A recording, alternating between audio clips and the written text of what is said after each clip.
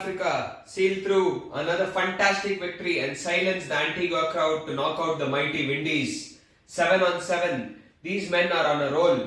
They are finding a hero every game. They are finding moments. They are capitalizing on moments and finding ways to win games from lost situations. And today their planning from ball one was absolutely spot on. The biggest boon for them is getting a wicket of a player like Shai Hope on the first ball.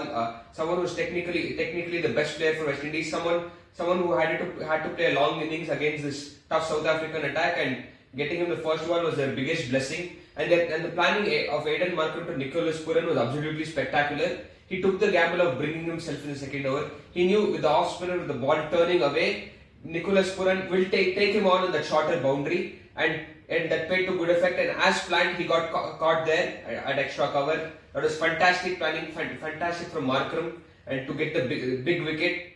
And then Kyle Mayers and Roshan Chase did rebuild the innings well. I think up till the 10th over, they really recovered well, and they were looking like they could get to 170. But the West Indians' vulnerability against spin on good wickets was clearly visible here. They really struggled to rotate strike against the spinners, especially Kyle Mayers. He found it very hard against the spinners. And Chase, he was batting well on the other end, but he also wanted to play long, and he kept. But the scoreboard wasn't moving. And there was a lot of pressure being applied by the spinners, and they were fantastic. And Shamsi again, good call to get him back in the team, because these West Indian batsmen have had very poor record against left-arm Chinaman bowlers, and that was another fantastic move. And Shamsi again coming back beautifully. And Keshav Maharaj, what consistently keeps delivering each game. That the ball to Pawan, he was absolutely clueless. And Russell, he was really ready to tee off. He was smashing Nortje again. This was his last international game, and he really wanted to do it for his country. He really missed out there with bat in hand. He was teeing off. He smashed Nortje for 2 sixes, and then I felt that last ball Akeem Hussain shouldn't have taken that single. That single itself was unnecessary. And then from there to get back on strike, he unnecessarily got himself run out. I think that was totally not needed, because if he was there at the crease, this 135 would have ended up as 165, and it would have been a totally different story. I think Russell missed his biggest opportunity here, and he'll definitely be disappointed. But overall, South Africa were brilliant with the ball and the field, and they didn't allow West Indies to tee off. Whenever they looked like they were coming into the game, they always made sure they put the pressure. They are outstanding, and West Indies, they could have rotated strike better. 57 dot balls wasn't acceptable there. They should have, even if they are finding it hard to score, they should try to keep the scoreboard moving, and I think that was what was lacking from them.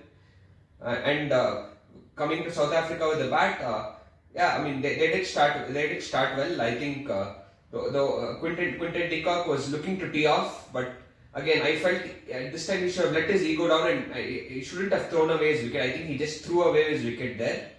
And then the rain did come in between. It was little tense there, but it was just a small shower, and then it turned out into a 17-over game. There, I think one disadvantage West Indies had is they had to bowl with a wet ball, and the spinners were not as effective as they were with that wet ball. I think that's where West Indies had a slight disadvantage, and Hendrik Klaasen capitalized on that. He knew that this was the best opportunity to take on a bowler. One, because the target wasn't that big. You just need, if you get a 15-20 run over, then it just eases the pressure out of the game, and he just took on Gujakesh Motie with ease and effortlessness, and that I think that innings of 22 of 10 was a difference maker in this game. He literally sealed the game for South Africa there. Yes, Alzari bowled an absolutely bamboozling delivery to get him out, otherwise he could have single-handedly finished it the way he was going. And West Indies really fought well. The overs by Russell and Alzari Joseph were very, very, very tight, and Roshan Chase again, brilliant bowling. His all-round performance, 52 of 42 with bat, 3 for 12 with ball. Such an amazing, one of the best all-round performances. Unfortunately, going out in a losing cause. Those overs by Russell and Alzari Joseph they gave them a spark to come back in the game. But I felt they are quite short with the bat. They should have got more. And the Klaasen's that quick fire knock sealed it. I think if not for that knock, it might have been a different result. Maybe South Africa might have fallen short by 10 runs. It wasn't the easiest of wickets actually, and West Indies knew that if they continuously bowl back of the length and hit their mark, hit their mark, they had a chance to come back in the game. From 56 or 73, they pulled it back to around 29 of the last 5. And later Roshan Chase bowled an absolute peach to get David Miller, and that was a place where they would have sensed this might be the opportunity that they can come back and turn around this game. And but still, South Africa continued rotating the strike well. But Christian Stubbs played a very poor shot in that situation when 17 runs was needed of 16 balls. He didn't have to play a big shot. He unnecessarily went for that shot. I felt that was the place. I felt really South Africa missing out on an easy win, and they're giving away, and they might give away their game. And again, their chokers title is going to come into picture. But again, they found a new hero in Marco Jansen who really batted well. He didn't panic. That's what I like. Even Keshav Maharaj, though he was struggling to score at the end, he didn't panic. He knew a bad ball will come. He just waited for the moment. And their planning against the penultimate over of Roshan Chase is also good. He just told Rabada to try to tee off the bowling. Maybe if they can get a boundary, if it will ease off the pressure, and that's what happened. Kind of Roshan Chase the last ball in that pressure to finish off the over. It was an over-pitched, foolish delivery, and Rabada drilled it through extra cover. And 5 from 6, the equation got easier. And then Jansen was just calm, and the ball was there to be hit, and he just smashed Obed McCoy out of the stands to knock the West Indies out. And South Africa, they're into the semi-finals. Let's see who their opponents are going to be. Is it going to be Australia or is it going to be Afghanistan?